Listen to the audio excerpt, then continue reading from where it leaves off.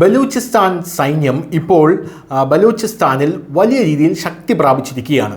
പാക് പട്ടാളക്കാർ ഇവരുടെ മുന്നിൽ വന്നുപെട്ടാൽ അവരുടെ അന്ത്യം കുറിക്കുന്ന രീതിയിലാണ് ബലൂചിസ്ഥാൻ്റെ നിലവിലത്തെ പ്രവർത്തനമെന്ന് പറയുന്നത്. ഇപ്പോൾ നമുക്ക് കിട്ടുന്ന റിപ്പോർട്ടിൽ ബലൂചിസ്ഥാൻ ലിബറേഷൻ ആർമി ഒരു വമ്പൻ ഓപ്പറേഷൻ ആരംഭിച്ചിട്ടുണ്ട്. അതിൻ്റെ വാർത്ത കഴിഞ്ഞ ദിവസം ന്യൂസ് ഇന്ത്യ മലയാളം നൽകിയതാണ്. ആ ഓപ്പറേഷനിൽ 50 പാകിസ്ഥാൻ പട്ടാളക്കാരെയാണ് ഇവർ വധിച്ചത് എന്നാണ് അറിയാനായിട്ട് സാധിക്കുന്നത്.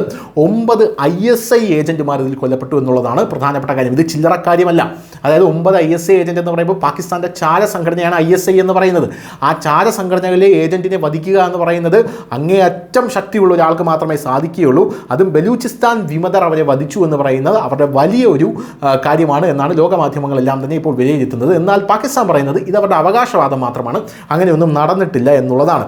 എന്തായാലും ഓപ്പറേഷൻ BAM എന്നാണ് ഇതിന് പേരിട്ടിരിക്കുന്നത്. ബലൂച്ച് വിമത ഗ്രൂപ്പായിട്ടുള്ള ലിബറേഷൻ ആർമി പാകിസ്ഥാൻ സൈന്യത്തിനെതിരെ ഓപ്പറേഷൻ BAM ആരംഭിച്ചിരിക്കുകയാണ്. 3 ദിവസത്തെ ഈ ഓപ്പറേഷനിൽ ഇപ്പോൾ അവസാനിച്ചിരിക്കുകയാണ്. കഴിഞ്ഞ 4 ദിവസത്തിനുള്ളിൽ ബലൂചിസ്ഥാനിലും പാകിസ്ഥാനിലെ മറ്റ് പ്രവിശ്യകളിലും ആക്രമണം നടന്നിട്ടുണ്ട്. ഈ ആക്രമണങ്ങൾക്കെല്ലാം ബലൂചിസ്ഥാൻ ലിബറേഷൻ ഫണ്ട് ഉത്തരവാദിത്തം ഏറ്റെടുത്തു. ഇതിൻ്റെ ഓപ്പറേഷൻ BAMൻ്റെ ഭാഗമായി ജൂലൈ 8-ന് BLF ഈ ഓപ്പറേഷൻ ആരംഭിച്ചത് മുതൽ തുടർച്ചയായിട്ടുള്ള ആക്രമണങ്ങളാണ് ഉണ്ടായിട്ടുള്ളത്.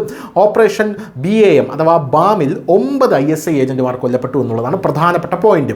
ജൂലൈ 9 മുതൽ ജൂലൈ 11 വരെ 70 പാകിസ്ഥാൻ സൈനിക സ്ഥാപനങ്ങൾ അല്ലെങ്കിൽ സ്ഥാനങ്ങൾ ആക്രമിച്ചതായി BLF അവകാശപ്പെട്ടു.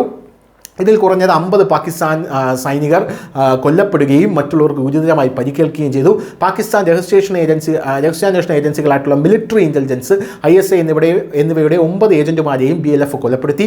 ഓപ്പറേഷൻ BAM സമയത്ത് ബലൂച്ച് പോരാളികൾ 7 മൊബൈൽ ടവറുകളും അവയുടെ യന്ത്രങ്ങളും കത്തിച്ചതായും പാകിസ്ഥാൻ സൈന്യത്തിൻ്റെ പ്രവർത്തനങ്ങൾ തടയാൻ 22 സ്ഥലങ്ങളിൽ താൽക്കാലികമായിട്ടുള്ള ചെക്ക് പോസ്റ്റുകൾ സ്ഥാപിച്ചതായും ഇപ്പോൾ BLF അവകാശപ്പെട്ടിട്ടുണ്ട്.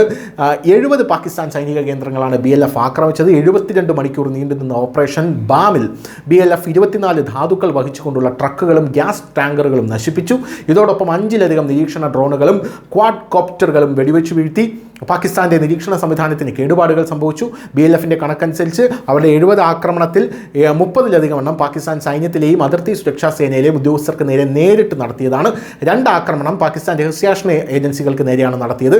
കൂടാതെ BLF പതിയിരിപ്പിലൂടെ 4 ആക്രമണങ്ങളും കസ്റ്റംസ്, കോസ്റ്റ് ഗാർഡ് എന്നിവിടങ്ങളിൽ ഓരോ ആക്രമണവും നടത്തി. കൂടാതെ ലെവി ചെക്ക് പോസ്റ്റുകളിൽ 4 ആക്രമണവും പോലീസ് പോസ്റ്റുകളിൽ 4 ആക്രമണവും നടത്തി എന്നുള്ളതാണ് നമുക്ക് മനസ്സിലാക്കാൻ സാധിക്കുന്നത്. ഒരു വമ്പൻ ഓപ്പറേഷൻ തന്നെയാണ് അവിടെ നടന്നത്.